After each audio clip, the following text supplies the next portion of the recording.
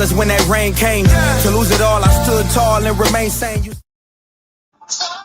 What's going on, ladies and gentlemen? It's your boy A Simpson in the building. This is your host. We in the building. We locked and direct. This is episode 30. We got a lot to talk about. Shout out to P, Skino, and Rashem in the building. Fellas, what's going on? What up? It's good. Everybody good? Y'all getting ready for Christmas? Yeah. All the good things. Already ready. Indeed it is. We're gonna go ahead and get it cracking, man. Shout out to everybody joining in. Merry Christmas early to you guys. And we live and we direct. So on Netflix, a few things dropped. Well, first of all, did anybody see the Dave Chappelle joint? Not yet. I not yet. I might watch it tonight. Fire. Yeah. I'm probably gonna watch Not it gonna tonight. lie. Yeah. Fire. It's fire. It's elite. That dude, he a legend. Obviously, he's a legend. I made a notion, and this might be a far take, but I said it on Facebook the other day. I said Kevin Hart is becoming Drake to me, while Dave Chappelle is becoming Kendrick Lamar to me. I'm getting more substance now. Back in the day, Kevin Hart, everybody called him lame back then. I always thought he was funny. He was that dude to me. I just think now with the stand-up, I watch Kevin Hart, I don't really laugh as much. But with Dave Chappelle, I'm getting education and I'm laughing. So I'm like, yo, I rock with that. But yeah, so a few years ago, I made similar comparison, and I said Dave Chappelle is more like Jay-Z, where Kevin Hart is like Lil Wayne, and it's like they're both good. Yeah, like Wayne is really good, but a lot of his stuff, like Kevin Hart's jokes, are like surface, a lot of surface. You know what I mean? Like it'd be funny, 1000%. but then you got a Jay-Z where it's like, hey, I might have heard some bars. Same thing like Dave Chappelle. I might have I gotta watch that again to fully get the joke or fully get all the layers to the joke or what he was trying to say. You know what I mean? Because Dave Chappelle, like I'm pretty sure this one's probably the same, but his last few specials have been more TED Talks than stand-up comedy, where it's like you saying some real stuff and you putting jokes in between it, rather you're just standing up here telling jokes. You know what I'm saying? 1000%. 1000%. Well, another thing that was on Netflix, and I wanted to get your guys' take on the episode to show if you guys watched it, was the P Diddy the Reckoning documentary. 50 Cent obviously put it out to kind of shine light on P Diddy and the lifestyle he lived. What was y'all thoughts on it? Did you enjoy it? Did you watch it? Did you like it? Did you not like it? What was your thoughts on it? Let one of y'all take it. I didn't watch it. You didn't watch? Wait, can you give me a reason why you didn't watch it? I just think it's nasty. First off, I just think the whole thing is just nasty. It's like what's taking place with Diddy is nasty. What 50 is doing is nasty. It's all nasty to me. Right. I don't want no parts of it. I know most of the details as far as a good majority of them already came out. You know what I'm saying? And he just kind of like, put his own little shit on. For sure. Shem, did you check it out? Yeah, I saw I think 3 of the 4 episodes. I didn't see the very last episode, but I saw the first 3. What did you think? Did you learn anything from it? Was it things you already known? Do you think it's BS? What you think going on in that documentary, man?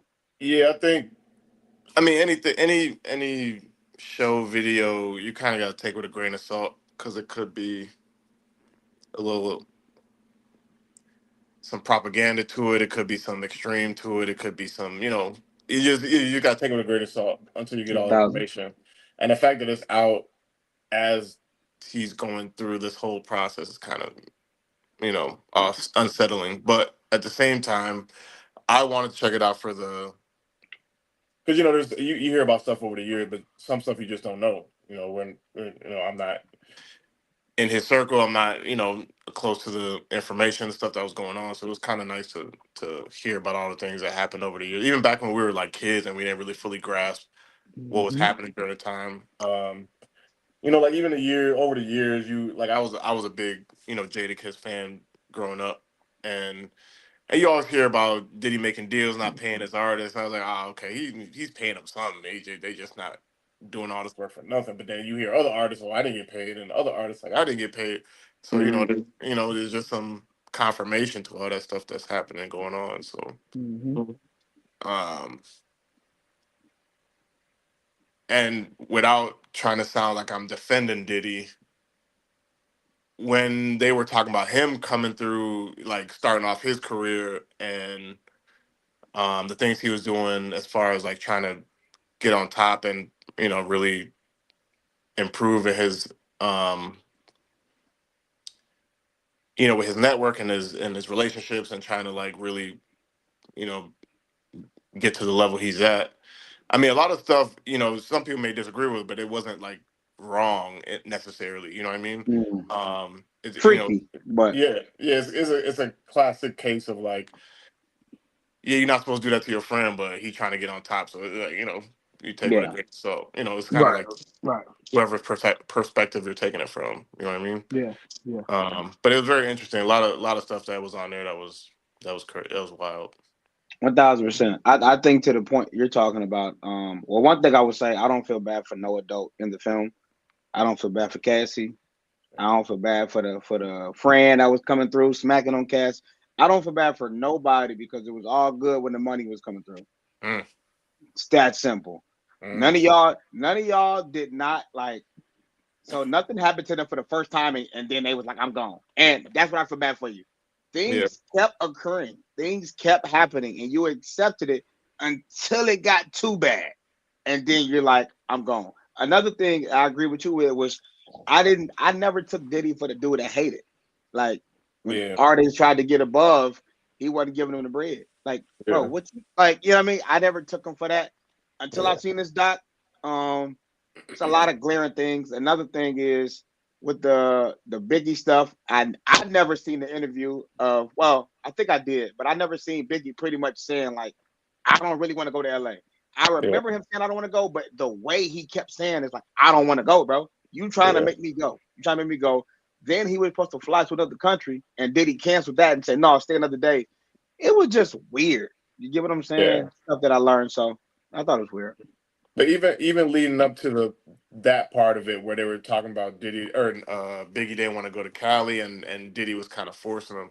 They had just got done talking like about how and this is again you take it with a grain of salt, but right before the episodes and the scenes and the topics right before that, they were all talking about how Diddy was like coercing people to get in trouble or to get hurt or to be in situations that would help him, you know, to excel in his career. So then and it leads up right into that where it's like, oh, did he really bring him to Cali for that situation to happen? I don't know. I don't know. It made you question a lot of things. I'll say that at the very Yeah. least. So it's a couple things I got to push back on. One, because I was like really heavy into this, like looking into a lot of this way before this documentary, like just in the Biggie and the Tupac murder thing. So one thing that you said, AJ, I can say I feel bad for Cassie because all of this started when she was 19 years old. She was still a baby. She was still a baby being manipulated by a grown man, and then you financially manipulating her on top of everything else. Where it's like, okay, I don't feel like I got anything else, and then you sign me to what did it say, a 10 contract. I mean, a 10 album contract. That's crazy.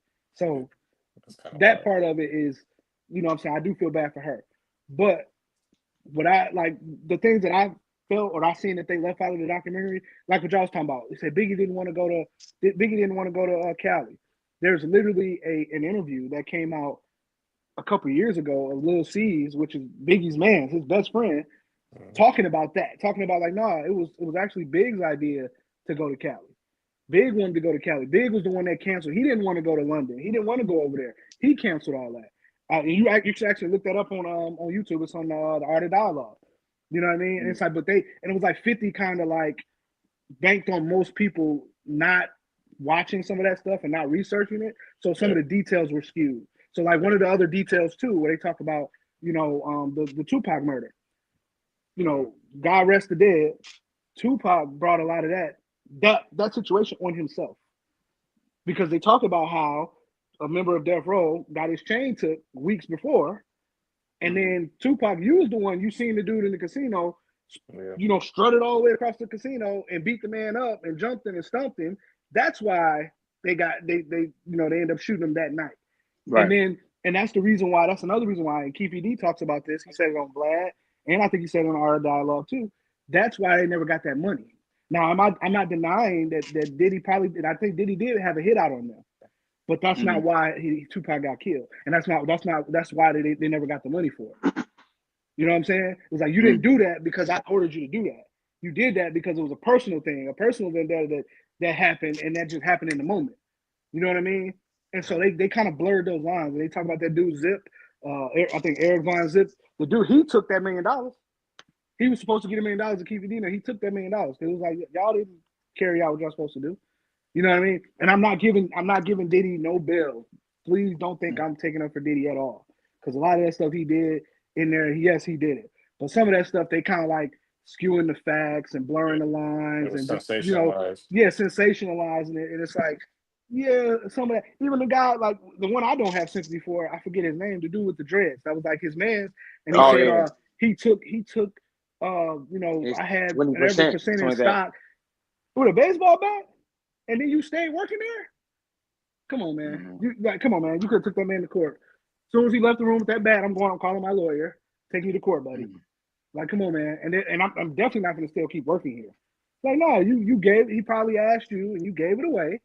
On some like, I'm gonna pay you back or whatever. He never did, and you stayed there like a goofy.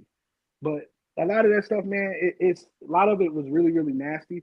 But I feel like some of it is like to the person that don't know, they're gonna believe everything that's in there. And I feel like some of that stuff they skewed and blurred the lines to make him look away. And then it's like what you said, because all this is going on right now, it's only so much that he can't defend himself. He can't say much. He can't defend himself. So it's like you pretty much can say whatever you want to. Right. So, and they showing Netflix, by the way. That's a tough part too. For like $1 billion. I know they said they showing Netflix for like $1 billion right now. No, it was like I said, the doc nasty. I guess I hear what you're saying with the Cassidy thing. I guess you kind of give her leeway, the younger her, but the older her, I can't, because again, you are texting this man, I missed the free calls. I want to do them again. Yes, that could be a manipulation tactic that was brought on her, but the older you get, I feel like he groomed her into that. But how many? But how many times he turned her out essentially? No, but how many times have you ever seen younger women in high school pulled off with the drug dealer with the car? Like around that time, this been going on. Around this day and age, I can kind of see that. Like these little kids really oblivious to life. Then though, Cassidy knew. She read on what was going on with Diddy. Like, you decided to get in there. Yeah. You came back out with whatever, man. But I wanted to kind of touch on that because, again, I watched it. Obviously, I didn't take everything to heart. I definitely looked up who paid for Biggie's funeral.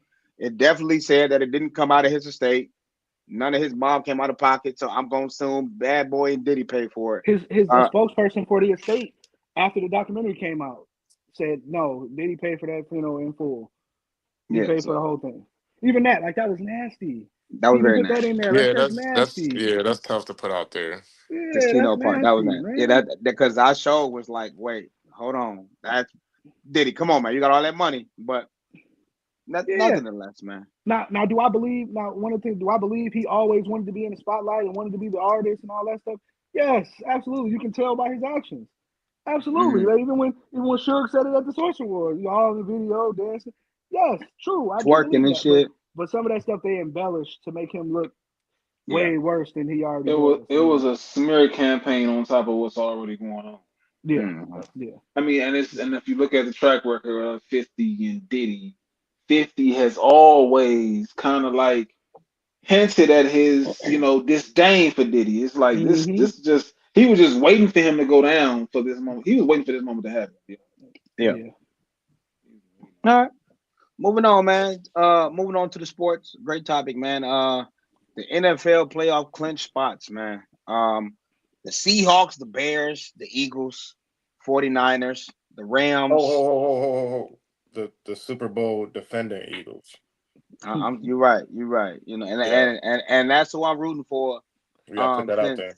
and that's what I'm rooting for since my Ravens ain't gonna get in there. All right, the Broncos, the Patriots, the Jaguars, the Chargers, the Bills.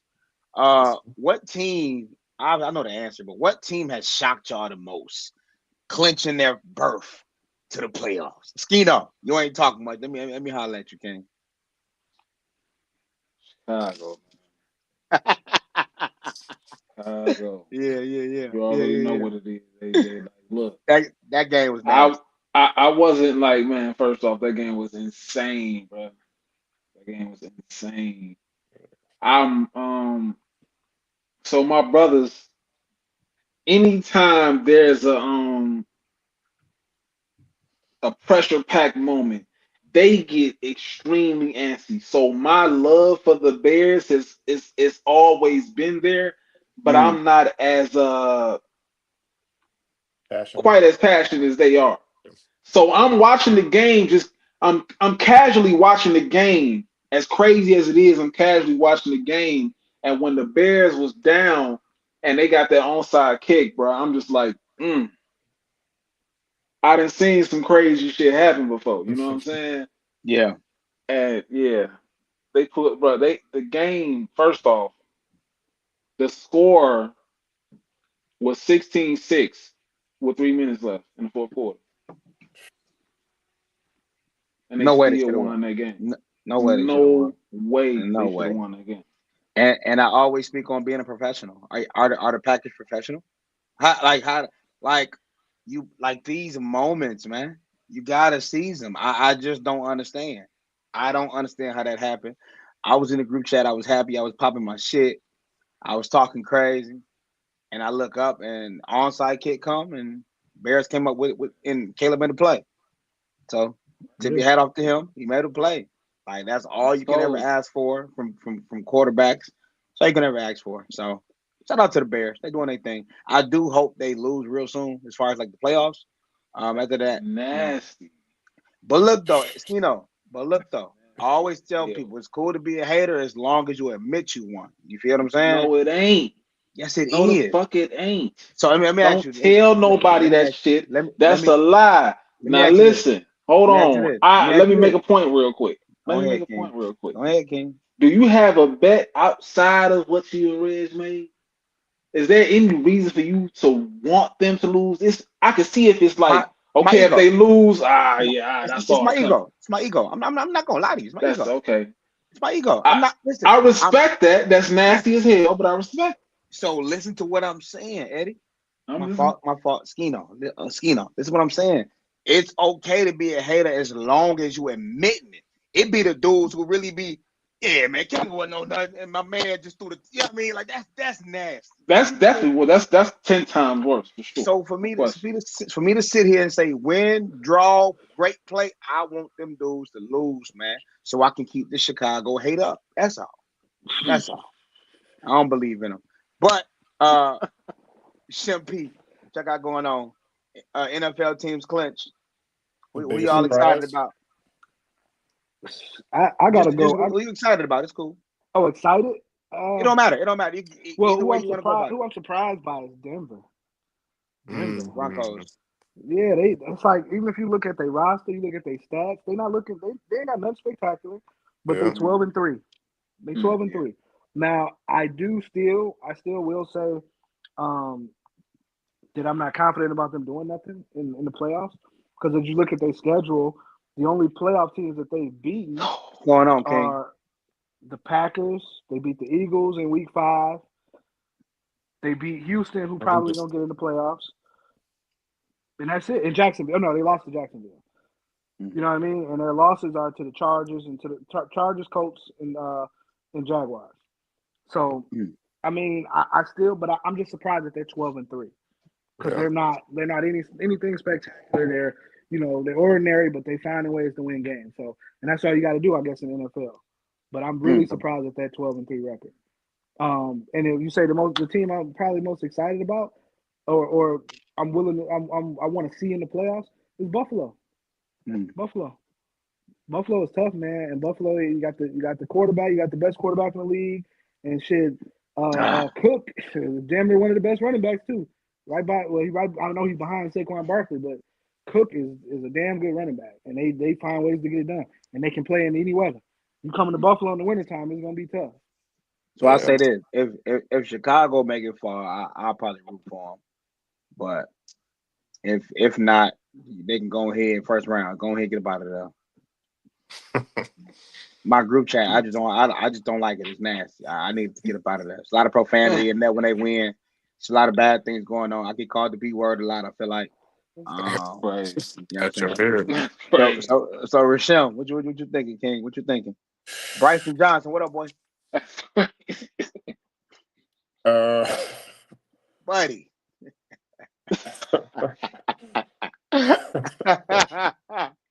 Go ahead, Chef. Go ahead.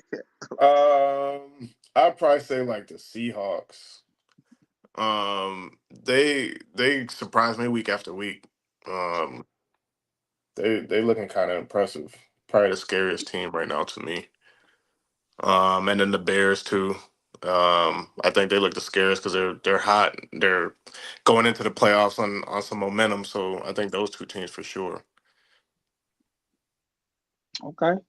Are you Lefty Wayne? We're gonna get into that real soon. Are you kind of it's like the right side? Are you going for the Bears, or you want the Eagles to win first, and if all fails, Bears, you cool with that? If I'm rooting for who? So I guess no. I guess Hell no. no. Hell Okay. no. Okay. Eagles Okay. always, brother. Always. We gonna get it right. We starting to figure some things out so we can. I hope we play the Bears in the playoff. I hope. We need Yeah. that get back.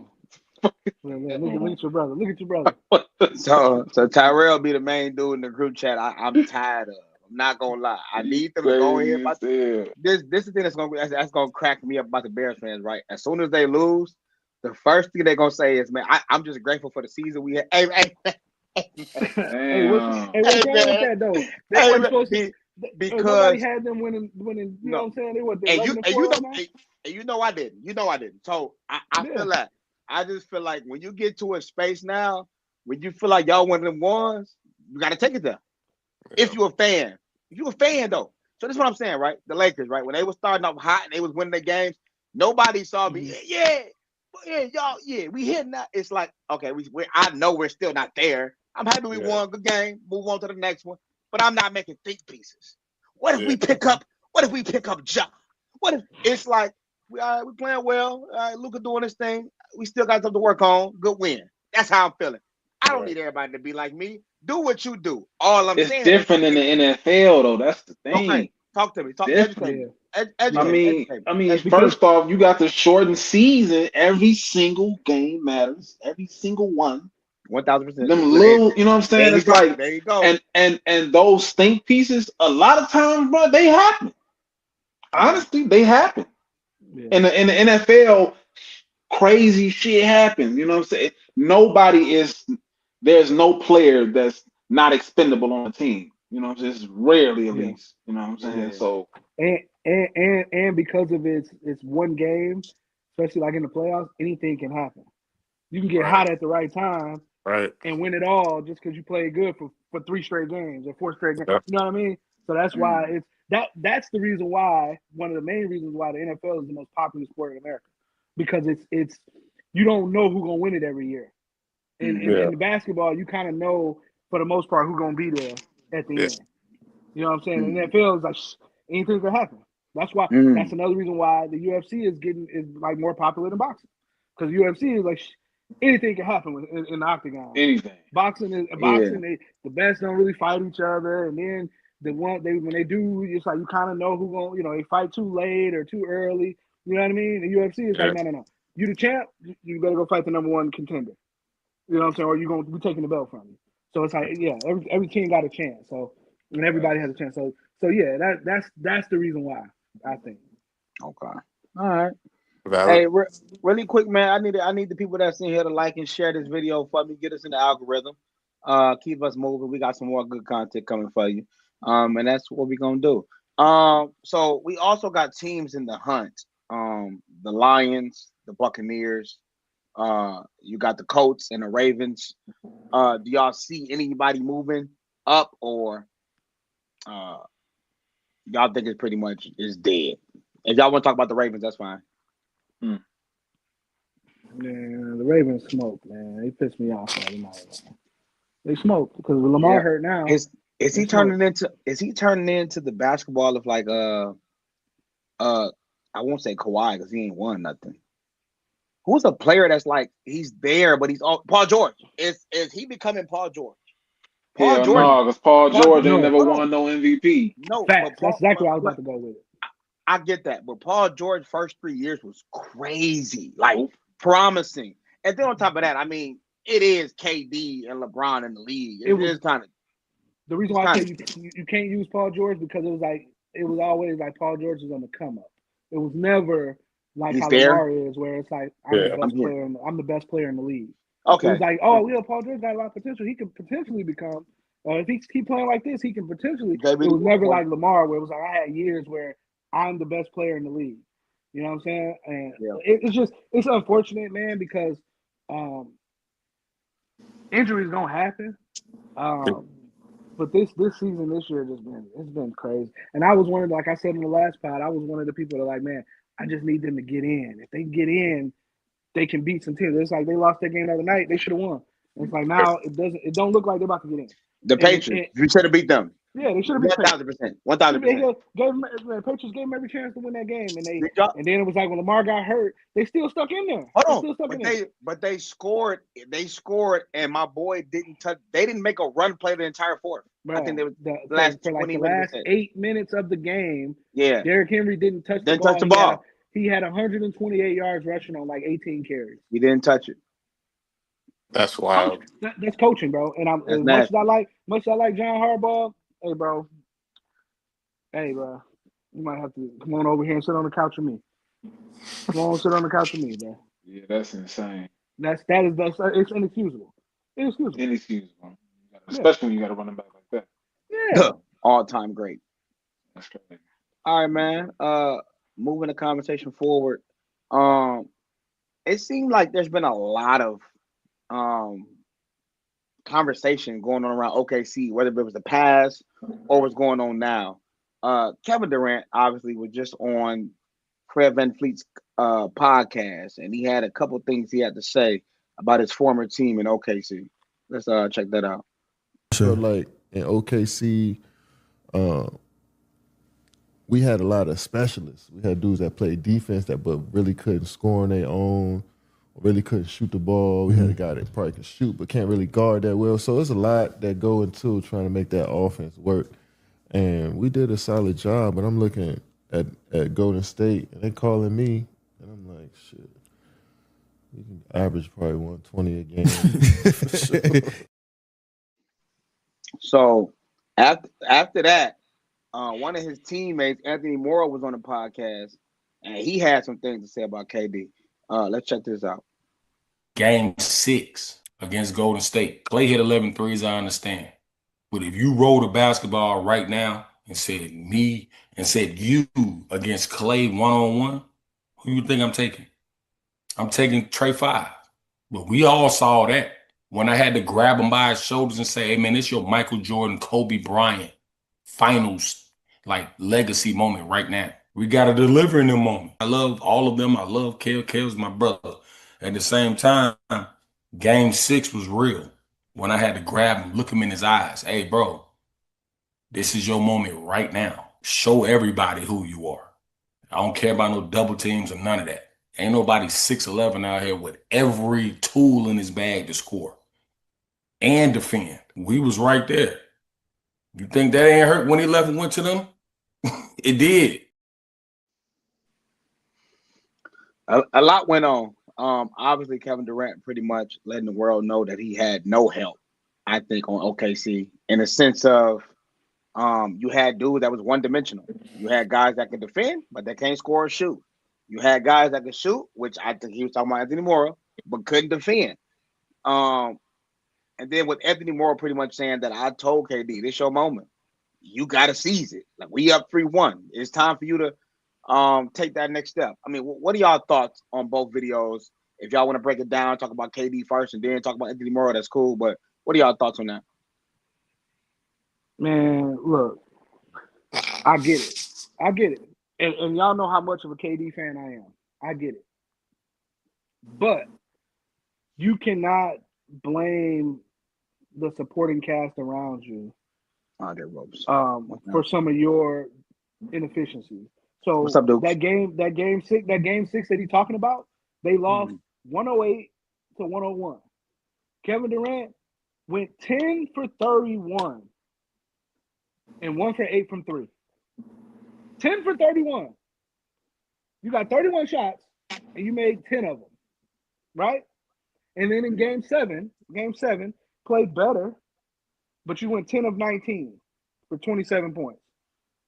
27 points, 7 rebounds, 3 assists. It's not good enough. That's not good enough. Flat out. And you're talking about, being double. Because the thing about it, the reason why, and they talk about that double team shit, they wasn't really getting double like that. But not against the Warriors. What it was that y'all came up short. And particularly you came up short. Because when you got those specialists like an Anthony Morrow or like some of those guys, the only one I'm not going to count is Andre Roberson because he's complete trash. But some of those other guys, they feed on you getting double. So you can throw them and they can make an open shot. You wasn't getting double. You just wasn't making shots. And I hate that he, I like that he gets on podcasts and tells his truth or speaks how he feels. You know what I'm saying? But sometimes he be making himself look stupid. And I feel like this is one of them. Like, bro, you can't try to justify, your move to OKC, to Golden State. Basically, you wanted it to be easier for you. Cool. You can justify you want to. Say you can justify. But you can't be mad that people were upset that you did it. You know what I'm saying? It's like you wanted it to be easier for you. It was easier for you. Like you're playing with better players. I can do a little bit more. It was easier for you. But then you can't be mad when people discredit you for those rings, which I don't even like that either. But I'm not mad at it. I'm not mad when people say it because it's a lot of it is justified. I don't know how y'all feel about it, but that's how I look at it. I know Shem got something on there.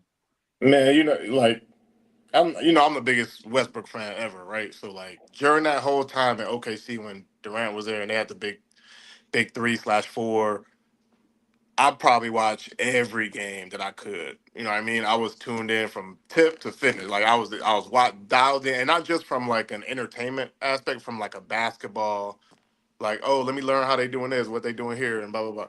So a lot of times, especially in the playoffs, and a lot of these games are like on you. You could like look these up and find out for yourself. But like a lot of those games where he's saying he's getting double, it's because during those years, he was more so let me catch the ball, hold it, go one-on-one. Of course, you can overhelp when you just holding the ball, dribbling, crossing over 3 times, trying to score. And the thing that got him in trouble in the playoffs is that it's more half-court basketball. So teams are sitting on it. Kevin Durant, even in college, like if you got a player that's just killing and coming into a game, they're going to sit on that if you were just holding the ball and being stagnant. And that was his issue in his younger years because, like, remember when he first went to Golden State? And there was a couple games where it came down to the wire. He wanted to just catch the ball and just go And one-on-one. go 1-on-1. And Trey hated Draymond that. he was getting mad at him. Like, that's not how we do it. Like, it's not efficient. And so even though he was a very, he's an elite scorer. Don't get me wrong. Elite shooter, elite scorer. But like he was saying, when you don't have a Steph Curry with you on the wing, I can overhelp now because I don't have to worry as much as the guy on sitting on the wing with you. So like, yeah, I get what he's saying, but at the same time, he needed to adjust his game and be less of a mellow and more of a what he is where he was in Golden State, if that makes sense. You know what I mean? And then a lot of times too, like Westbrook got a lot of the negative criticism for them losing a series or losing a game, but Westbrook was the only one who was getting him open looks. He was attacking transition, hitting them for shots, hitting them for, just streaking down the lane, stuff like that. And anytime he caught the balls he probably one of the best one-on-one players ever. So he can get away with it for the most part. But again, when it's playoffs and it's more half-court basketball and teams are sitting defensively and the ball's in front of you, that's easier to guard than when there's movement. You know what I mean? You get what I'm saying? It's like, and I hate that to this day, I've never heard him say, yeah, I could have played better. Yeah, I should have did this. It's always, well, we didn't have this and we didn't have that and they didn't want to do that. And Facts. just throwing shade at Westbrook or like, and it's like, all right, you got it, bro. You did what you did. You left. You went and killed it in Golden State, but you know, at the same time, like you got to have some accountability somewhere. Absolutely. You know, Sim just really made a really good point. I don't know when it happened, but at some point, KD lost. He lost the ability to be accountable. hmm, It's just not something you see off from him often. It's kind of sad, you know what I'm saying? Because that's one of those players. Like for me, I'm not the biggest fan of KD. Just not. That's not saying I don't like him. Yeah, I'm just not like I wasn't following KD, but I do respect him for the way he approached the game of basketball. yeah. But at some point, you do have to hold yourself accountable because, yeah, I mean, amongst ourselves, we talk about it all the time. The times that KD came up short, you know what I'm saying? It wasn't nothing. None of those quote unquote specialists did. It was something you didn't do. You know what I'm saying? Like, mhm. come on, bro, just be honest about that. Golden State was obviously a better situation. You know, Yeah. obviously. Yeah. I think I think what just makes it tough is that you're up 3-1 to say that. You get what I'm saying? Like it's Right. that's like Yeah. You that's know what like I'm saying? Like that's that's like that's like crazy. that's like LeBron in '07 against the Spurs. You up 3-1 and then he don't finish. And then you say, well, I had a lot of specialists on my team that couldn't do much. It's like, dude, you were one game away, 24 minutes away. It was like, and that's why I agree with Anthony Morrow. Like, it was one of those, you had to go on a Michael Jordan, Kobe bag. You Yeah. had to just finish the game. Just gotta get it It's done. one. You Yeah. had to. It was one. You know how many opportunities to P point? You shot 10 for 31. You But make four. You make four more of those. Just the game the game before that, after they went up 3-0, I mean 3-1, the game before that he went 12 for 31. Yeah. so. I mean, 12, you make, 12 for 31 and they but lost. that's Yeah. cool. Just make four more shots. Make four more, and Yeah. you change the trajectory of the game. So, and it's funny because I remember being in college watching this series, and I said, "Oh my God, the way that they switching on the Warriors is cooked now." If y'all remember, they was the Warriors. The way that they switch backdoor, everything you couldn't stop it. But the way that Roberson, even Steven Adams, he was popping out and Yeah. guarding the other three because we knew for the most part Steph didn't really want to drive. For him, it was either a Yeah. floater or a three. It wasn't no in between for the most part. So Facts. it was kind of easy to contain Steph Curry at the time. Klay Thompson not Mm-hmm. making moves. You stay in front of him, you good. But I mean, it's tough coming from a dude like KD because we're gonna get into it a little bit after this because he's gonna speak on himself again. But it's just he was so good, and I think is a guy that can win you one game. That's it. He's a guy that can win you one, Yeah. double team or not. Kevin Durant is that good, and I think to P's point, it is tough hearing dudes like him say that. Like, just take your. For me, I would rather him say, "I'm not gonna lie, yo. I didn't like being doubled. I like shooting 12 shots a game. I want to play in an efficient offense where I can get open in space." And I just say that. But when you're just saying, I got dudes who really wasn't on shit, to me, because let's keep it 100. If you own his team, that's what you heard. Let's keep it 100. Right. Facts. You said we ain't on Basically. shit. Yeah, Right. you said Yep. so. Yep. It's You like, we bro, we low key weak. That's what he said. Like no, y'all not yeah. producing to help me win. That's basically what he said. The man literally called them specialists, bro. Whether it's cool, I mean, whether it's like 100% correct or not, that's just foul to say after all these years, and you own a bigger and better things, and some of them dudes is out the league. Like, you know what I mean? Right. Facts. So again, to P's point, I love watching NBA players talk because I hate hearing narratives being driven. So I want to hear it from y'all side. Yeah. Directly. But Yep. but when you say shit like that, it's like you could have kept that one. You know what I mean? But But like to There was a game. Even I think Westbrook had like 30 something, and then I don't know. The media started going off, and Durant need more shots, and Westbrook is ball hogging. You know that whole narrative started going on. And I mm, think the next game Westbrook maybe had 15 assists or something, 15, 16 assists. And that was I think Marcus pointed out that was the game he went like 12 for 31 because Westbrook was like overpassing to Durant, like, oh, here, He had like help us win he the had series. a Like, he was trying to be a point guard. He was throwing the ball like, here you go, and just getting out the way. and then they recognized that. Like Do teams y'all? ain't dumb. Do y'all? This is I mean, obviously this is y'all opinion. We don't know. Do y'all really think? Obviously, I know it was friction, but do y'all think that they really didn't fuck with each other? Do y'all think we'd get a documentary between them two in a few years? Yes, because of the fact that, and I've seen it because at that time, I really liked OKC. Like I say, to this day, I'm still a real big Westbrook fan. But it was like you could see it. It was that Durant knew, okay, I'm the best player, but Westbrook didn't necessarily feel that way. Westbrook was like, yeah, he's pretty damn good, but I'm good too.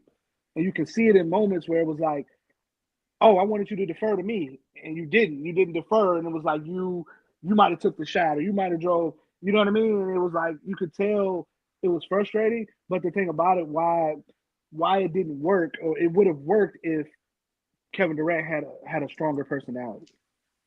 That was You it know what I'm right saying? there. That And it was was it like right there. because his personality wasn't strong enough, you kind of like you'll be mad about something, you just fuck and be like soaking, or you just storm off or something instead of saying, hey man, pass me the ball. You know what I'm saying? And being more so like more vocal about things. And then and then on top of that too, you can even when you talk about him in Phoenix, when you talk about how he wasn't a vocal leader. He just like one of those like I want people to follow me and I'm quiet. That type of leadership style doesn't work with everybody. It doesn't work a lot, especially in sports. That doesn't work. You know what I mean? You have to have some in sports most of the time. I'm gonna say it never works, but most of the time you have to have some type of vocal leader. Somebody that's gonna rally the troops and get y'all ready to play and get y'all going. You know what I'm saying? Not everybody can respond to somebody who's like, oh yeah, he's really, really damn good. And we just gotta follow him.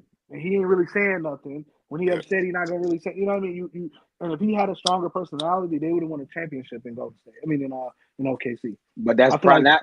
Now I think about it, that's probably why him and Draymond didn't get along. yes, because Draymond's personality is really strong and really combative, but you ain't good enough to be like that. Yeah. You ain't good enough to be like that, and it's hard. And it's hard for a lot of guys to respect you when you be going off on me like that. Nigga, you barely can hit an open shot. Like I know you know what I'm saying. I know you good. I know you valuable to the team. But it's like even when they got into it, it was like, bro, I'm calling for the ball. I'm the scorer. I'm calling for the ball, and you dribble up and turn it over. You know what I'm saying? It was like, why did you give me the ball? Like it ain't like you're like. And now if it was somebody that was a scorer, like had it been Steph, he wouldn't have responded that way. But it was because of Draymond. He's like, Draymond, your role is to pass anyway. Why don't you pass me the ball? But let me ask you though, if that was Steph or Draymond, would have responded like that?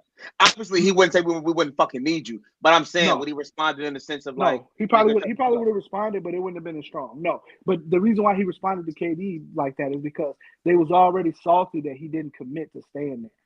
They was already salty that it was like the relationship was already a little sketchy anyway because he wouldn't just come out and say, "I'm staying here." He was more so like, "Well, we'll see when the season over with. We'll see." Right. You know what I mean? And they was already like kind of like, I think I remember that time. But in KD's defense, though, he was a lot of times saying, "Yo, every time I see y'all talking about him, I'm staying. What about the game? Like y'all gonna ask me about the?" He was telling them like, "Y'all stop asking me about this." But he could have quieted it all by saying, "Yeah, I'm staying here." But he really wasn't gonna stay, and they knew that. I feel like, but you a human being, P, right? Yeah. I feel like you in the media mind right now. As a person, bro, I don't gotta tell you shit, bro. Your job is to ask me about hoops. Let's keep it 100. I get it. What you ask me is for the clicks. I get that. You ask me 2 or 3 times, cool. You gonna ask me every time, and I'm telling you, I don't want to talk about it. I want to talk about hoops. So I hear what you're saying, but I'm not gonna give KD flack for that though. Like, bro, I don't gotta tell y'all shit. Period. That's true. Like, I'll let you know when it's time for my shit to be up. That's true. We focusing because then this the funny part. Because then when athletes talk about other shit, we say they're not focused. But we want them to just tell you everything. Like, bruh, when the end of the season come, when we got the fucking mission that everybody want us to capture, I'll talk to you about it. So again, I feel that. That's a tough one. But KD not done though, man. KD was also on the pod with Fred VanVleet, and he had this to say about him being one of the GOATs.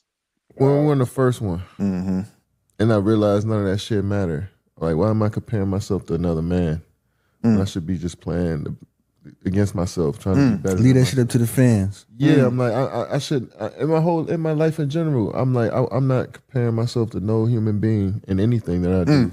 I'm inspired by people, don't get me wrong, and I want to emulate great people and successful people. I want to do what they do, and I want to learn from people who make mistakes. Yeah. But I'm not sitting here trying to be better than you, and I'm going out there in the gym working on my shot saying, man, I'm better than Bird. This shit right here gonna make me better than Magic. Better than Jordan. I don't give a fuck about them that much. I love these dudes. Yeah, but in that regard, yeah. I don't care. I care about me being the best I can be every time I step out there and me impacting the game. And I felt like what I've done over these last 19, like MJ, Kobe, LeBron, you can't talk down on me as like not being Bro, you right. in y'all around. Yeah. So KD pretty much said the greats of Jordan, Kobe, and Bron can't look down on him and tell him he's not in the same rim as them. I think Gifted, he probably not lying, but I'm gonna let y'all cook first. P, I see your face, man. So what do you believe KD is at the top of the all-time ranking? No. I would have damn, let me Before you finish. get it out, no. And I love KD. No.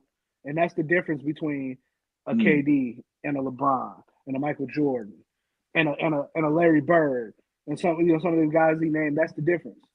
Because it was like when I went out there, yeah, I'm not just comparing myself. It's like, no. I want to be the best.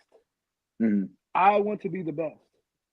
And you can even see LeBron doing things like, bro, not saying because LeBron loves basketball. You can tell he loves it. But a lot of what he's doing is like, no. Because I want to be put up there as the greatest. That's my goal. I want to be regarded as the greatest. That's what you play for. You know what I'm saying? That's what most people, well, the people I grew up watching, that's what they play for. And that's maybe my disconnect with the current NBA. Because it's like, bro, like, what are you saying? Yeah. It's like, no, they can't look down on you. They can't look down on you like you're not up there. Like, is he a top 10 player ever? Maybe. They can look down on him. I think yes, because we're talking about the Pantheon. We're talking about the Mount Rushmore. We're talking about people on the Mount Rushmore. We're talking about people that's like, hey, when you mention the game of basketball, you got to mention these 4 or 5 names. You're not one of them. Period. So Kobe Bron can look at. Whether you put Mike, LeBron, whether you put Kobe, Kareem, Bird, Magic, shit, you're not in there. You're not even in there with Wilt. You're not in there. Let me ask you this, and it's just hypothetical. Let's say you bust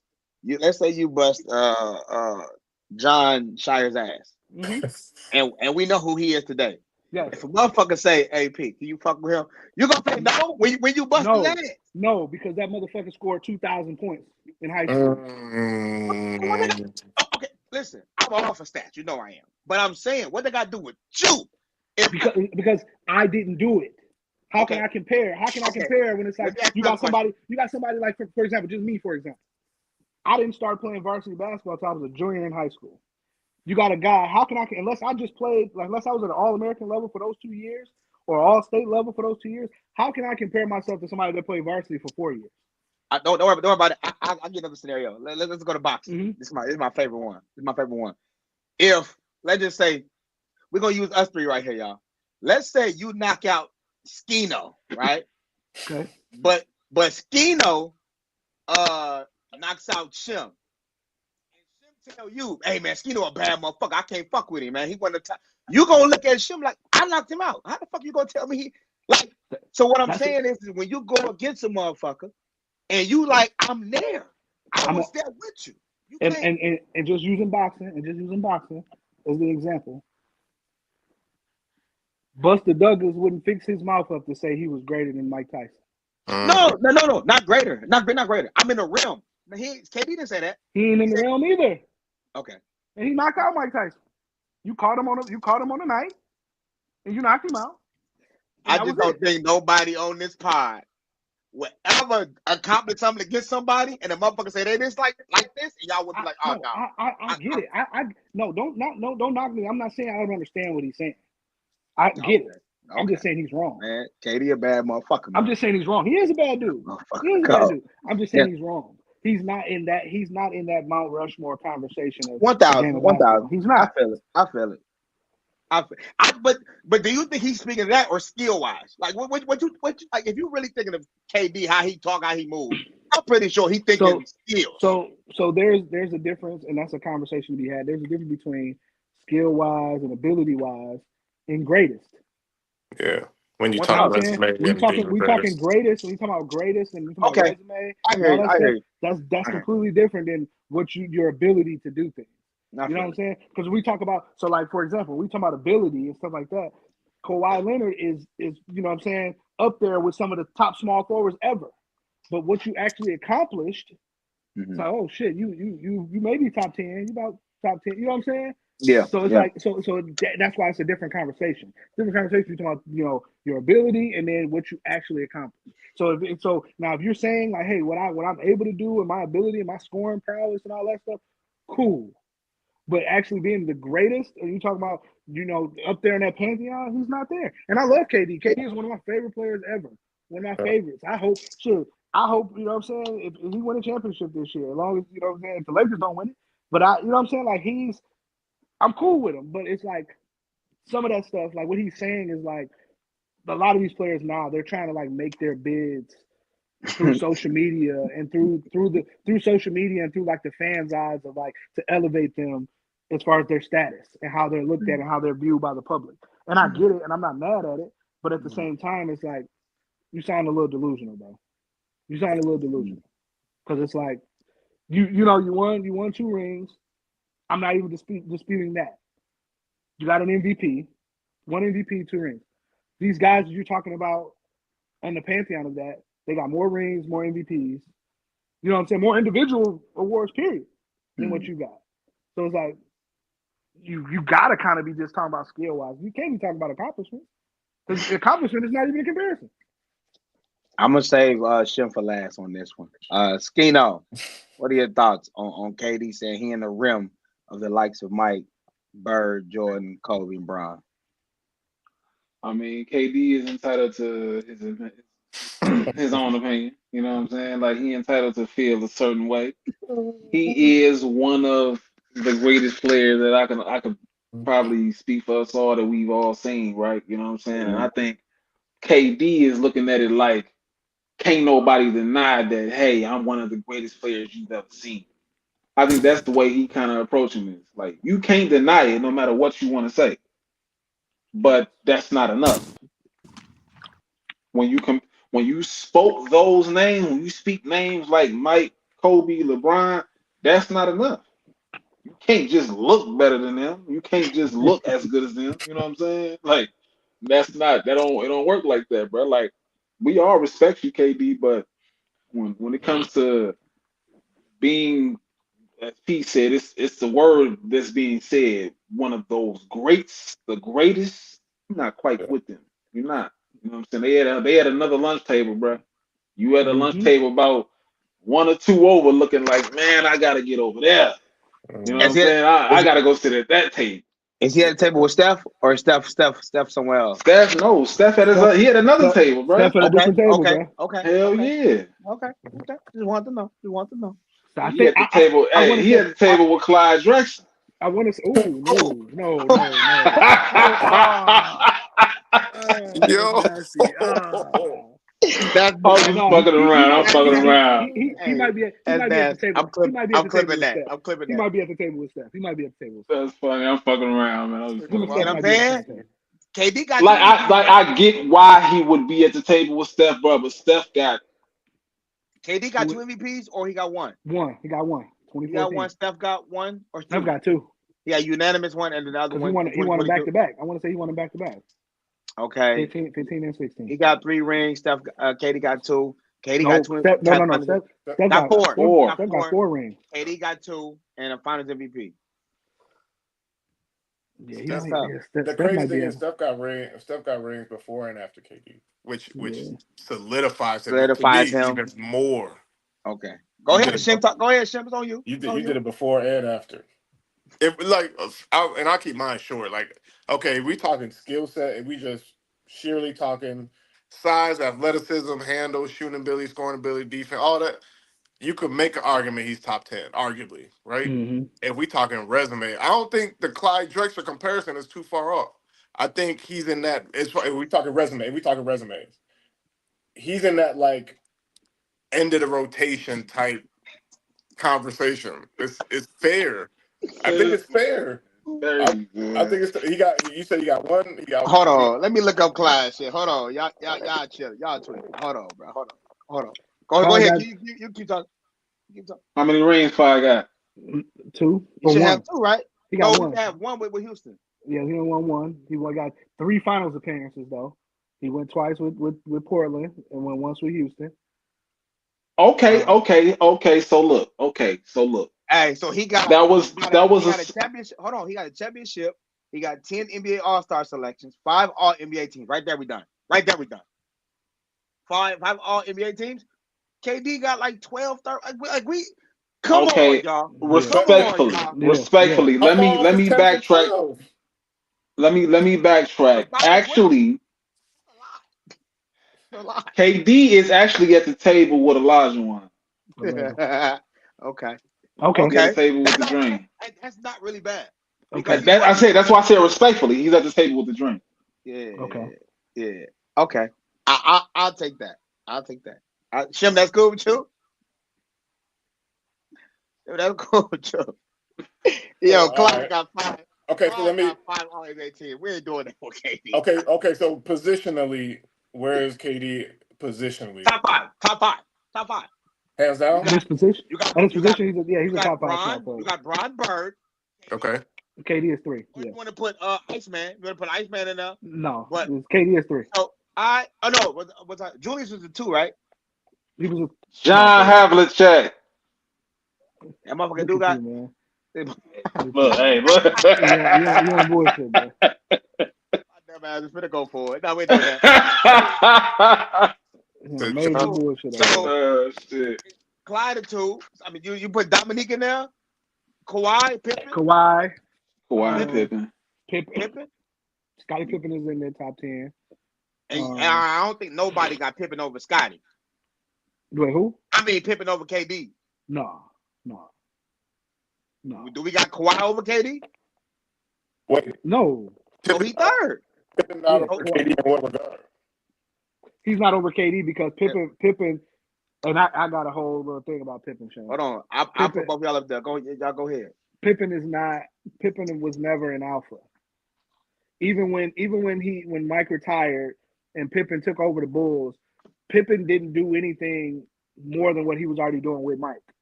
Like if you go look at his 91 season, or his 91 or 92 season, I forget, with Mike, and then his 94 season when Mike retired, all the stats were pretty much the same. Even all the way down to the shot attempts. Only thing they did was they supplemented Michael Jordan for like 6 new players, including Tony Kukoc, Steve Kerr, Luke Longley, Bill Wennington, like all those guys.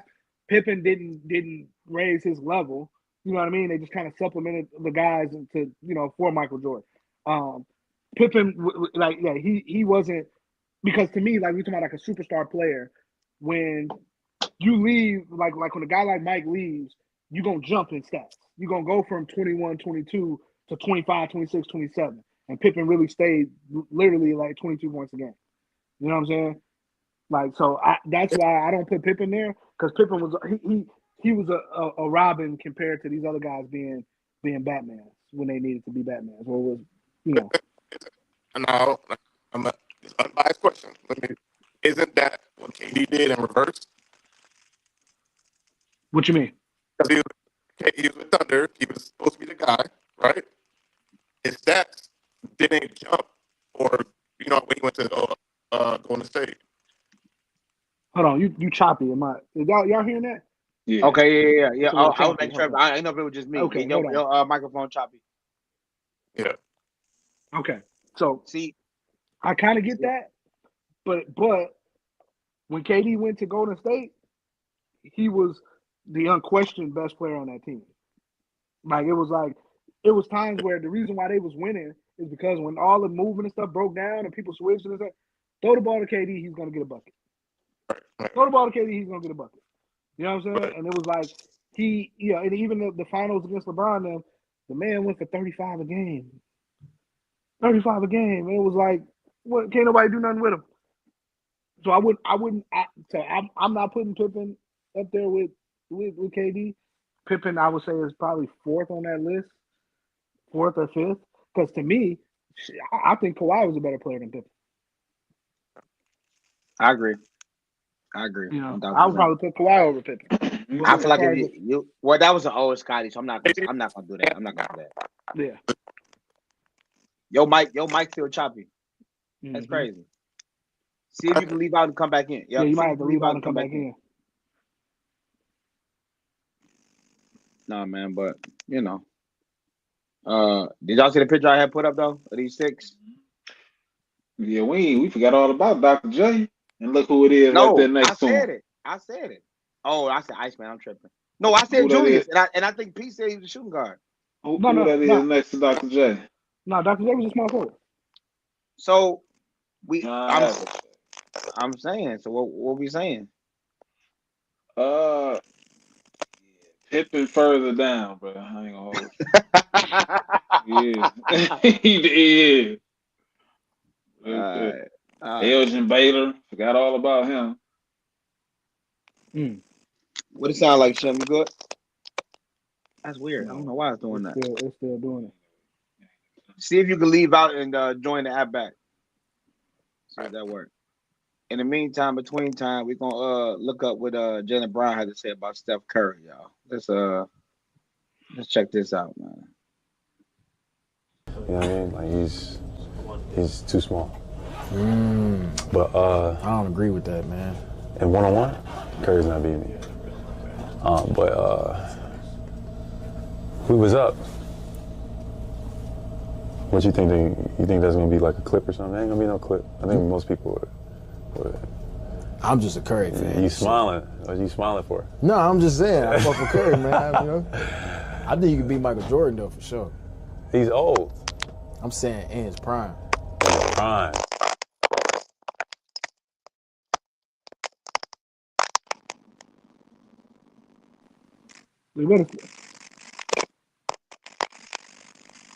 They better stop smoking that stuff, man. Hold on, you muted. Everybody muted. Yeah, I think that last part was clickbait. Piece. You don't got to respond to that last part. Can y'all hear me? Yeah, I can hear you.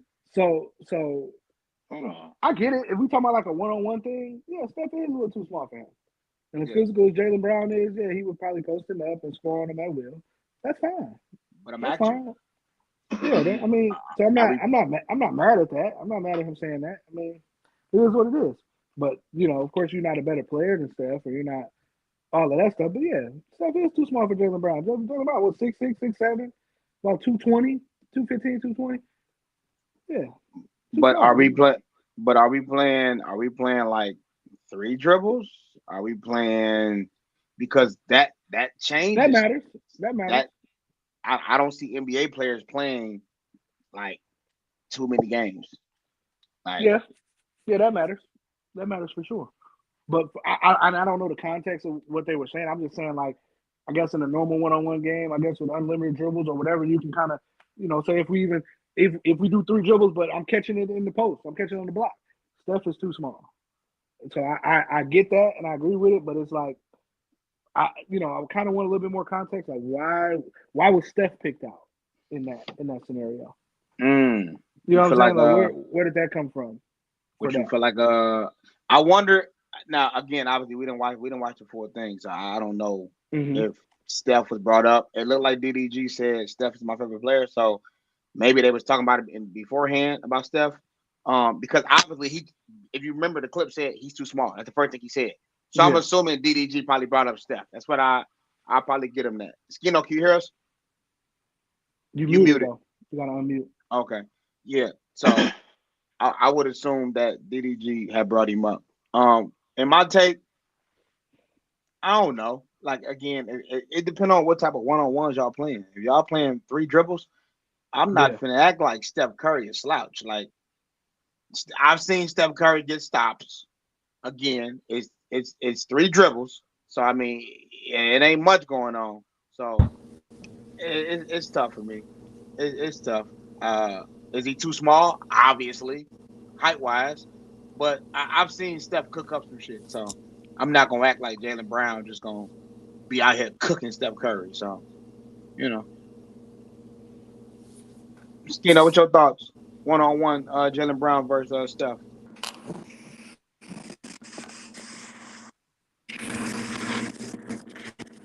Skino, can you hear us?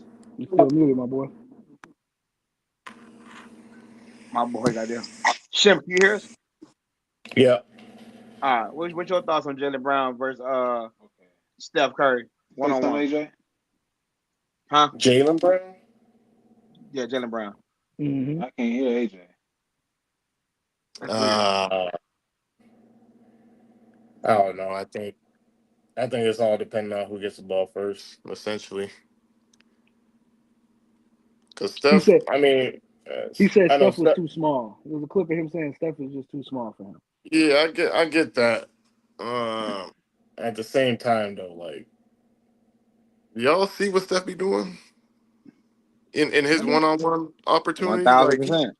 You hear me, even Skino? though a lot of his points come through the system, right? They screen, they slip, they dive, they play in transition, they do all the things that's not really ball dominant for him. But at the same Mm-hmm. time, like, he scored a lot of points with the ball in his hands too, and I feel like people discredit him on that because that's not how he gets his points all the time. You know what I mean? Yeah. So again, I think it just depends about the rules, how Hey, they set it up, who gets ball Oh, okay. first, all that stuff. 1,000%. I'm with you. Skino, what are your thoughts?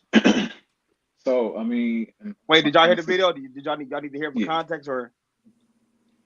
in my honest opinion, I don't feel like Jaylen Brown said anything wrong. Hmm. Genuine. I mean, let's not be unrealistic and act like he can't beat Steph Curry in a one-on-one. Mm-hmm. Can Steph Curry beat him? I believe he can. But Mm-hmm. can Jaylen Brown beat him? I also believe he can. Hell yeah. Like it wasn't crazy for him to say it, type shit. Yeah, absolutely not. I Yeah, mean, right, shit, right. he is small, and Jaylen Brown can exploit that. Shit, you know what I'm Yeah, saying? He can exploit that. which is what they do in the game. They try to Not to attack him. mention, Jaylen Brown is a player who actually plays strong. You know what I'm saying? Like Yes. he can use that against. You know Mm-hmm. what I'm saying? Mm-hmm. Yeah. To my point, though, I was just with Shim in the sense of like, I, to your point, Eddie, I'm with you too. I don't think he's like wrong, as if like we're gonna look shocked, but I'm still like that's Steph Curry. Like you, like respect who you talking to, type shit. Like he ain't gonna be no slouch in a 1v1. He know he ain't got no help, so he gonna play a little better defense. Mm-hmm. Offensively, we know how gifted the dude is. So, you know, but all in all, I agree. I didn't think it was too crazy. Moving on to one of the last two topics of the day. Again, I was talking about it earlier with OKC. A lot of people are just fed up with playing OKC, man. This is Coach Chris Finch from Minnesota Timberwolves and what he had to say against OKC and Shea to be in particular. It's so frustrating to play this team because they foul a ton. You know, they really do. They foul all the time. And then, you know, you can't really touch Shea. And it's a very frustrating thing, and it takes a lot of mental toughness to try to play through it. And, you know, we just eventually were able to get downhill and force the issue ourselves, and we're rewarded for it. I'll say this. Y'all better be watching that next game against them two teams. If y'all ain't watching that game, you tweak. It's finna be up. With saying that, I agree, man. I've been saying it for 2 years. Them dudes are able to play hard as shit on other teams. They're able to put their hands on you. They're able to be aggressive. But when you do it back to them, it seems like it's a foul every single time. To me, that's the problem. You can't allow one team to be aggressive, but don't allow us to be aggressive. Now I get it. They made their name on that side of the ball. So maybe that might can be it. Like that's why Draymond gets a lot of leeway and other people don't. I made my way of being this way. Now, because y'all can't guard us, y'all putting hands on us. We just hard-nosed players. That's who we are. So I get it, but how good they are, I don't think you can now allow it anymore though. Like you allowing these dudes to shoot free throws, and it ain't just Shea. A lot of these dudes are shooting free throws. Like you letting Case and Wallace shouldn't be getting shit shaken. Like it got to be some type of shit in the game where like, come on, man, come on, he can't get touched. But I think Shea also had to come back on that, pretty much saying that he don't ref the games, like he don't tell the ref to call fouls, whatever. cliche as that sounds, bro, you know what you're doing out there. Yeah. But I don't know. It's tough, but I agree with that though. I think the referees do need to look in the mirror when they're reffing for them because that is tough how they're allowed. Well, this is why I say it depends on who they playing. Because when they play the Blazers, who is also another team that get up in you, they end up losing that game because the referees allowed the Blazers to play the same way. So it's like I think it goes on who's defending. That's what I think about when referees are calling foul on people. What are y'all thoughts on coach going crazy on them though? Shim, I'm gonna start with you. Since you the coach of the chat. Yeah, I think it's too low, and I think I said this maybe a decade ago. You remember when Steph Curry was playing the Thunder and he hit that half court shot? Mm-hmm. Okay. Yep.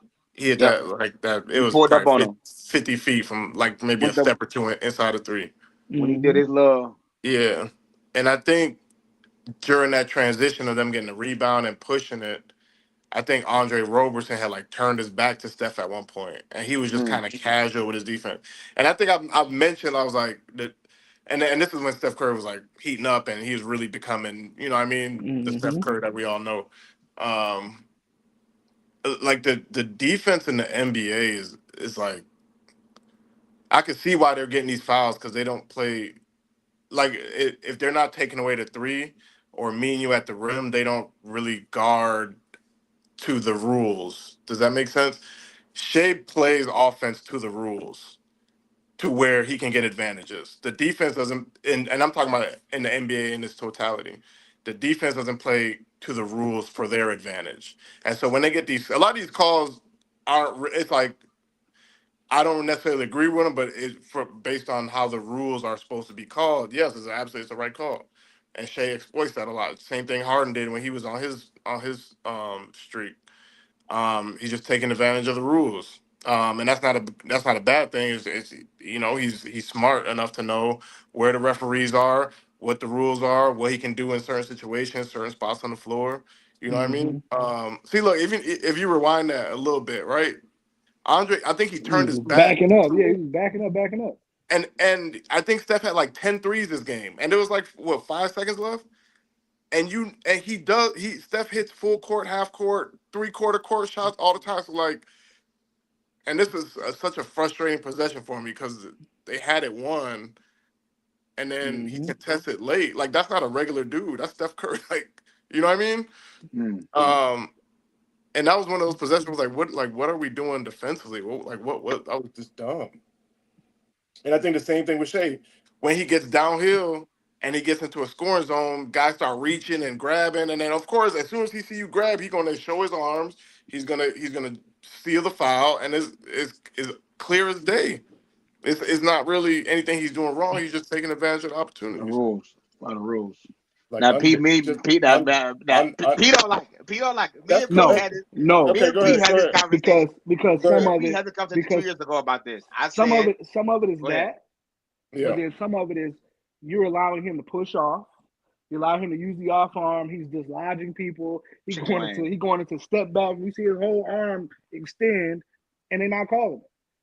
And it's like, to me, it's like they allow him to do that, but then on the other end, you're not allowing him to be touched, or you're letting the defenders for OKC, man, and it's kind of like if I had to like compare football, which I often do, it's kind of like what the Seattle Seahawks used to do, the Legion of Boom.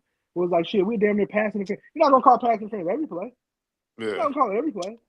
And that's literally what they're doing. It's like they be fouling and hacking almost every play. And it's like, damn, you can't have a loose whistle on one end, and then on this end, it's like, oh, as soon as he get touched like that, that's an offensive foul. That's a clear offensive foul. You literally pushed into him and got the space and got off a jump shot. And it's like, bro, like, how is that? How do you not see that? My thing is like with them. No, that's a good move, brother. The reason why the reason why they're so hard to beat. Now you can say that as far as the foul calls, but one of the main reasons why they're so hard to beat is because they play like a really good college team. It's like a college, meaning that everybody that come in here is playing hard. They're denying the ball. They're pressing up on people. They're contesting every shot. They're helping. They do, and it's like ain't nothing coming easy. And it's like we gonna sub in four other guys, sometimes 5 guys off the bench, and they all playing just as hard.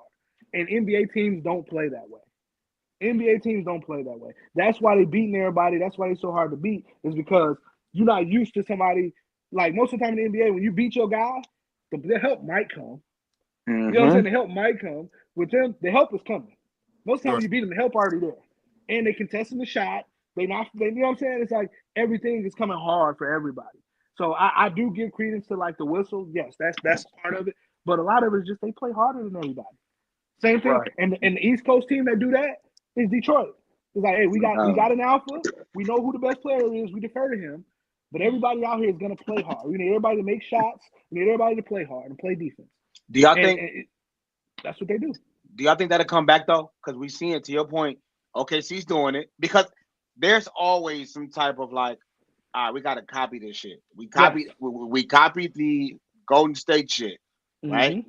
We like so. My thing is like, okay, what is OKC doing? To P's part, bro, they're literally just playing hard as shit. I tell people all the time, I want y'all to watch Caruso play because every time he gets beat, dude, don't stop. He don't stop. He's about to either come, he's about to get a deflection, he's about to get a block, he's about to even late contest that might throw you into a whole nother situation. Rather, normal NBA players, when they get beat, it's Olay. So, Edwards might not be used to a motherfucker still on his hip when he beat him. So now that's a foul to him. Like, wait, hold on. He ain't supposed to be doing that. No, I'm just continuing to play, bro. Like, I'm not stopping. So, maybe the NBA will probably go back to people playing harder because, to his point, Detroit doing it. I think, and I said it before they even started playing the game. The Blazers, they're doing it. They're one of my favorite teams just to watch. They ain't got great players besides Shaedon Sharpe. I love watching them, but when you watch them play, you see a college team. These dudes is literally on a string, on offense and defense, and I love to watch that. So it's amazing. Well, I think that's what makes OKC good is because 80% of the teams all play the same. Their best player is going to bring it down the court, and he's essentially going to either pick and roll, go one-on-one. And then he's going to force help, and then he might kick it, he might not, he might try to draw a foul. And then that's the basis of their movement. And so while Shea may do that, but they have designed transition plays for Shea.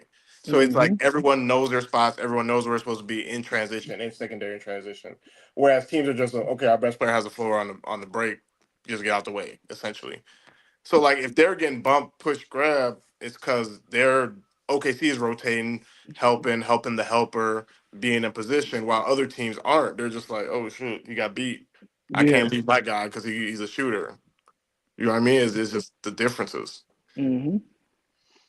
And they trust the fact, okay, if I leave a shooter, somebody's gonna come help me. Right. Yep. They know, you know what I'm saying? And that's what they do. And that's how they play. They help the helper. Help the helper. That's one of my favorite sayings right there, Sim. Shout out to Coach Shem in the building. Help the helper. All right. Last segment of the day. Y'all know what time it is, man. Rank these scenarios. It ain't too crazy, so we ain't gonna see Eddie get pissed off. But it ain't too crazy. All right, which one we gonna start off with? We're gonna start off light. I think Shem probably gonna be the only one to have a different opinion than everybody else. Oh, but that's boy. fine. Okay. So start bench cut. You got a Russ, Steph, and Kyrie. I can start. We can start with I thought you said you was gonna light. See that? This ain't light. No. What? Oh, okay. This probably the toughest one you like to do. So to ask people to make these type of decisions and shit. I don't be liking this type of shit. I don't like this. Why would you ask me to do this? Yeah. Go ahead, King. Go ahead, King. I'll start Stephen Curry.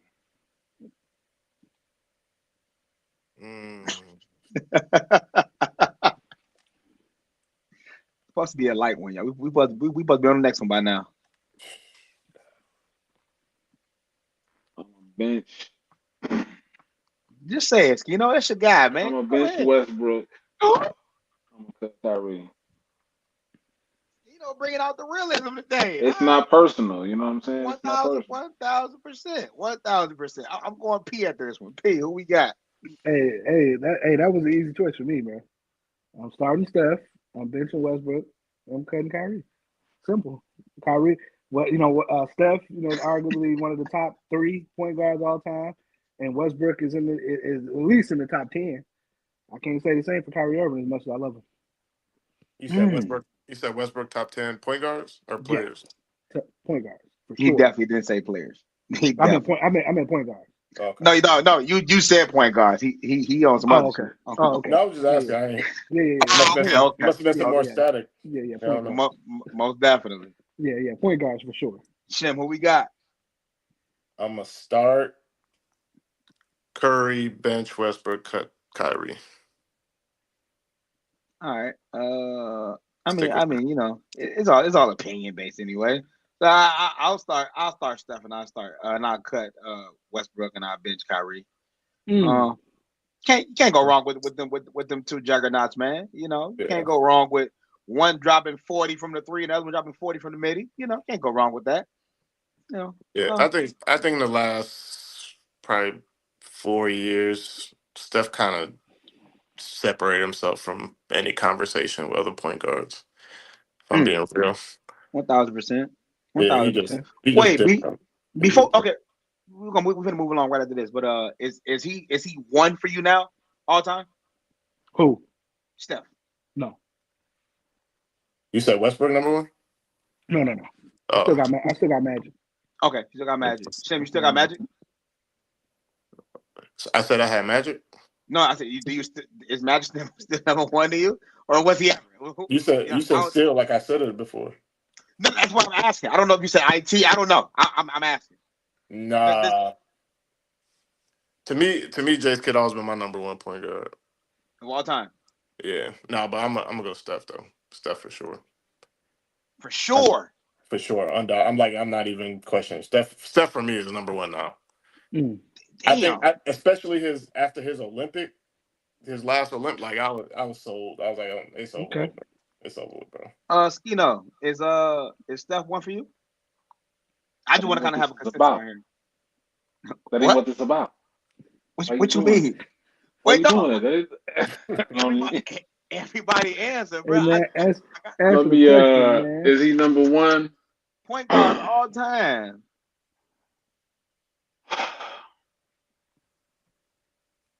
I'm gonna say yeah. Okay. I'm not even gonna ask somebody what. Hold on. Magic got 3 MVPs. He got 3. I feel it. I feel it. I had to double check though. I feel it. I ain't mad at that. All right, moving on, man. To the this is like my what if club, and I look at it as what. Now they all finished their career, but I look at it as like, what if they would have won rings and like just dominated a little bit more? Start bench cut. Vince, T-Mac, Melo.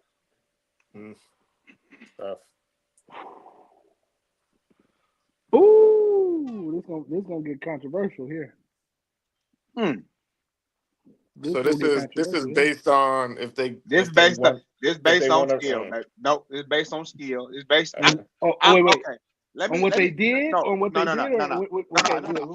they did. Because they say when I say skills, to me, I think it's gonna be a no-brainer. What they did. What they did. One of them got that longevity, man. All right, look, I'm gonna go first. It's hard for me. I'm starting Vince Carter. I just got done watching this game 5 versus Sixers. Tough. And what do you have, 40? Come on, bro. A few times. The crazy part about this one, I feel like it's Vince Carter, and then the other 2 maybe like a toss-up on preference. That's wild. Because when you think about it, what did Melo do? Got Shamar stay on Steph's ass. So yeah, I guess you got to go Melo because he actually went to a conference final. And T-Mac, yeah. So I guess I'm gonna bench Melo and cut T-Mac. Yeah. I'm gonna say Skino for last. Rochelle. Oh boy. this is like you had to be there type shit. Like this ain't no you look because if you look at it, I feel like I know who people would pick, but you had to watch. Like this shit here is crazy. This shit here was crazy. Yeah. This shit here was crazy. Even though my answer not gonna reflect it. Yeah, damn. I got my boy scratching his hair out, man. Look at him. My boy going through it over there. And I wasn't even the biggest Melo fan, but I'm gonna start Melo. I'm gonna go Melo.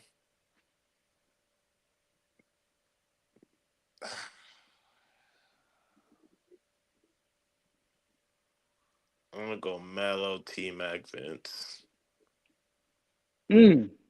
Okay, so you bringing bench? You bringing T-Mac off the bench. So this is what I was saying, right? I was gonna say, I think I'm gonna change it now though, but I was gonna say Melo and bring Vince off the bench, off the strict of I know Vince Carter is a team guy. Yeah. He can fit in any role you want him to. We seen it in Dallas, we seen it in New Jersey, we seen it with the Raptors. Hell, we seen it at the end of his career where he was cool with just giving out game. But this ain't no real world where this should really be a team. So I guess I'm gonna just think of who I want on my bench. I'm a T-Mac guy, y'all. Listen. Vince Carter mixtapes is probably the first ones I've seen on DVD growing up, especially the baseline joint going on the Pacers. Like it was just, bro. But T-Mac, he did it for me, man. I'm going off bias right now, though. I'm not really going off of accolades and shit. I'm going Melo and I'm going T-Mac. Either one can start for me, honestly. Okay. Vince, you a GOAT, though. Vince, you a GOAT. No disrespect. Skino. Yeah. And this is based on what again? Here you go. P said accolades. We're gonna go accolades. Just look what they did, what they accomplished, what they did. And as far I'm just more so looking when I judge it off as like playoff stuff too, because it was like, they both of them other guys probably. I think they got more All NBAs than Vince Carter, but I seen Vince Carter in playoffs go crazy, and it was just like, you know what I'm saying? It was just like his team wasn't all the way there, but it wasn't like a T-Mac where it was like, well, shit, you came up short. You know what I'm saying? Or like even Melo. It was like Melo, especially when he got to New York, it was like, yeah, you play all right, but you didn't play extraordinary in the playoffs with New York. Yeah. So that's why I chose how I chose. So truthfully, as we was all sitting here before you even picked the order, I pretty much had the same in mind that P said. I got Vince. And it's not based on who I prefer, because if it was based on who I prefer, it'd be different. Yeah. It'd be Mac. Start Mac. Bench. Well, fuck it. We ain't got to get into that.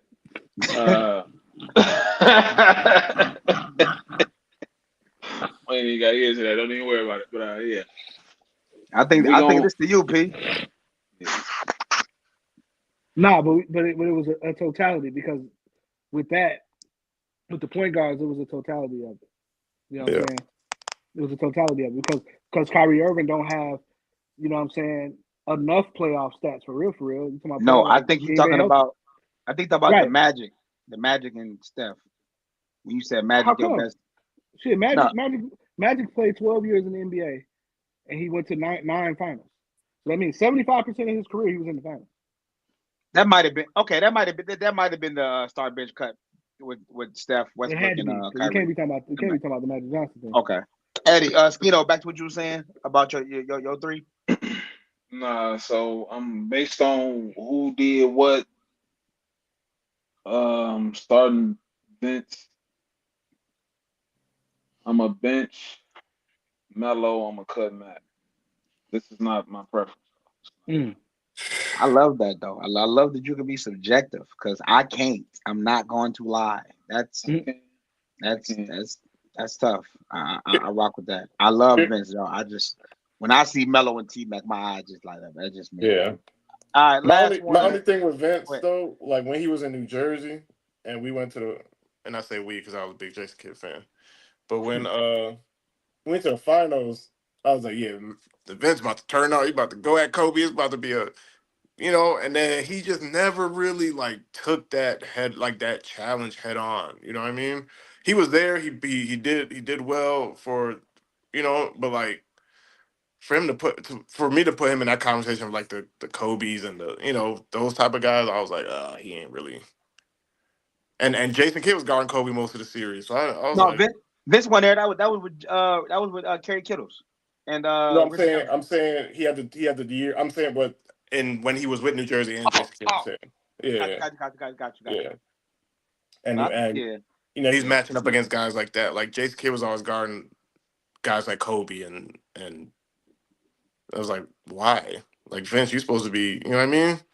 Yeah. Yeah. And that, Never that mind, might be Pete. that might be nitpicking, but like, He matched up against Kobe. He had some games against Kobe too. Oh no, yeah, he he said did. no. I was seeing it. I was talking about Magic and Steph. You can't be using the same metrics. Is what I'm saying. You can't be. No. Magic and Steph and Look, so for me, I'm more of a traditional. I feel like this. This is how I feel. Steph is a point guard by title, not by 1,000%. role. Not by role. I'm more of a when we talk about a point guard, I have like the traditional mindset in my brain where it's like, hey, I'm yeah, setting the table for other people and I'm orchestrating and I'm doing, you know what I'm saying? When I think of a point guard, I'm thinking of some guy who's like, hey, bro, I might not have took a shot out here, but I'm affecting the game with my passing and my defense and my playmaking, all of that stuff. So it's like, and so I guess that's a little biased when it comes to Steph. Steph is more of I was like I say, he's a point guard by label, but he's not like a traditional point guard. Like you're not like necessarily orchestrating everything and everybody's getting shots, you know what I'm saying, based on your playmaking. So you don't hold him So to that standard because he's not doing what the other point guards are doing. In a sense. right. Yeah. So no, but I acknowledge that he's still one of the No, top. 1,000. You know Yeah, what I I'm get saying? it. But I it's get like it. that's one of the main reasons why I still pick Magic because Magic was like the best at that. And then shit, just to be honest with you, one of the other guys that I put right there with Steph is Isaiah Thomas. Isaiah Mhm. Thomas being barely 6 feet, doing what he did, you know what I'm saying? That's just more of like the point guard how I was raised to play the game. Like yeah, I talk about this often. It was like, man, when I was growing up, I was told, I was like, drilled into my head, like, bro, and if you bring the ball up, unless you just get all the way in there and get a layup, if you shoot the ball before somebody else touched it, that's a bad shot, whether you make Mhm. it or not. You know what I'm saying? And and Mhm. it's like I still got a lot of that in my brain when I talk about point guard. So yeah. I'm a Mhm. little biased when it comes to that. That's fair. Okay. Last one of the night, man. Here we go. We're gonna finish it off here. Luca, Greek, Joker. Who we start mentioning cutting? Ooh, ooh, ooh. I'm gonna go first. I'm gonna go start Joker, bench Giannis, cut Luca. Mhm. This probably easy. This probably the easiest Yeah, one. you probably ain't gonna say nothing to me. I agree with you. I go Joker and then Greek and I cut Luca. I'm sick of I ain't gonna lie, I'm sick of watching him play. You gotta be a real basketball fan to know the Lakers not gonna win shit with him playing like that.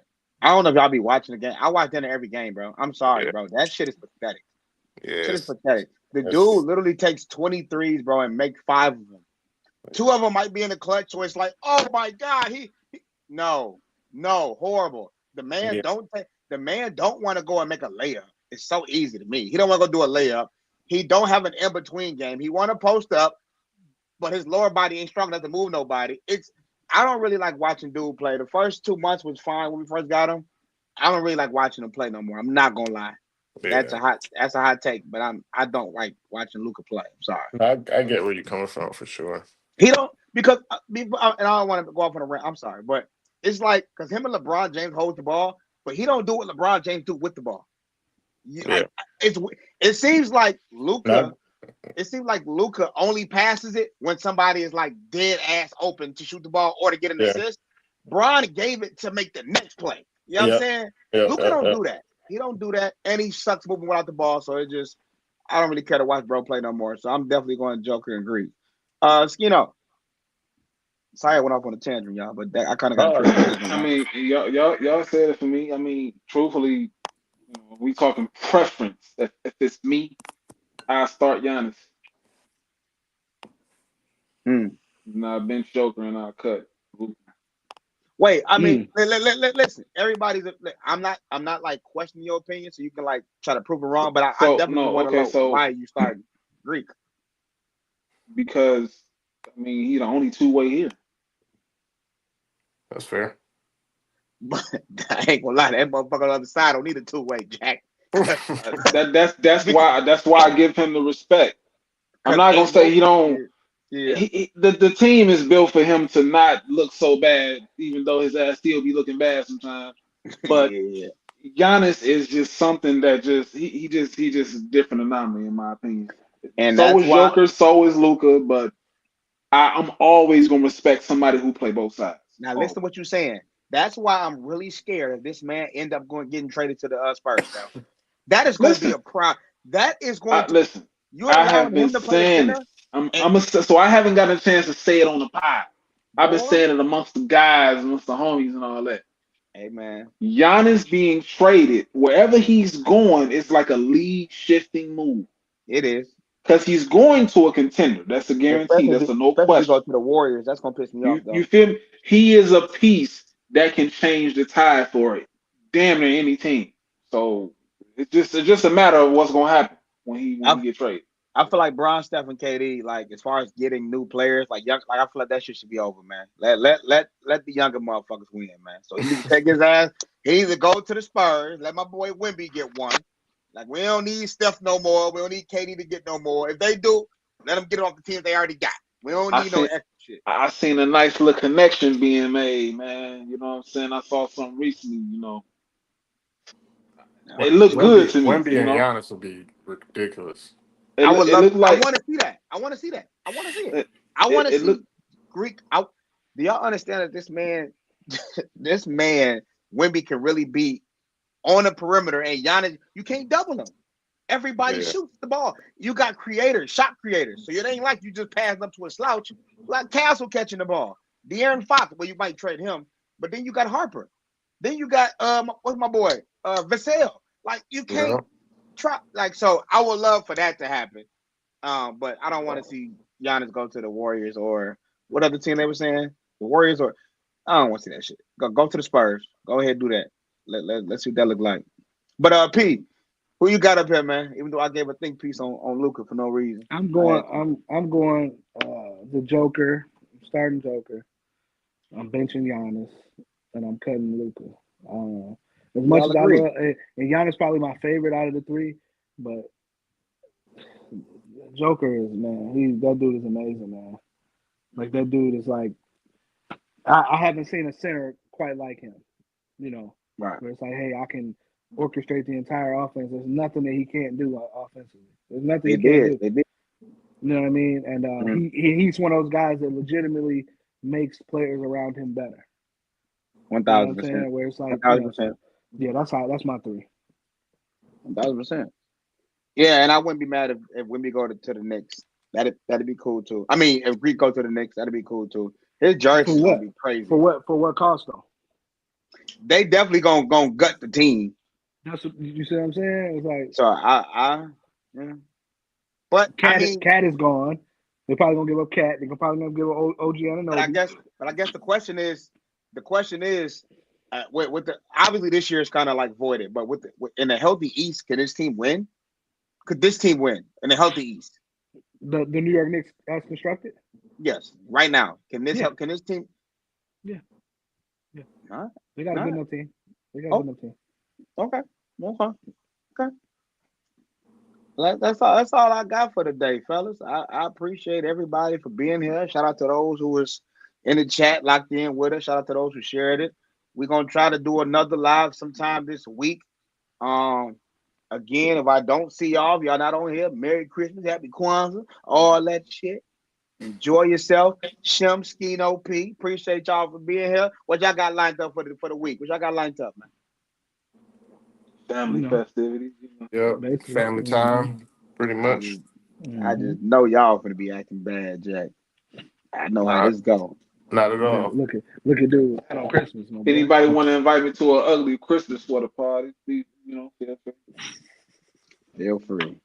We locked in, man. We appreciate y'all for being here. We lit, we live, we direct. We're gonna let y'all know when the next party is, but we lit.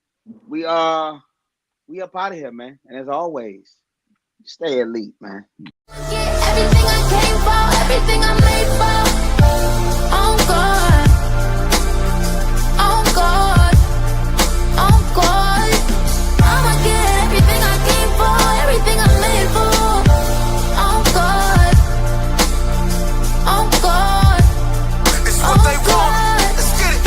We depended on our brothers when that rain came. To lose it all, I stood tall and remained sane.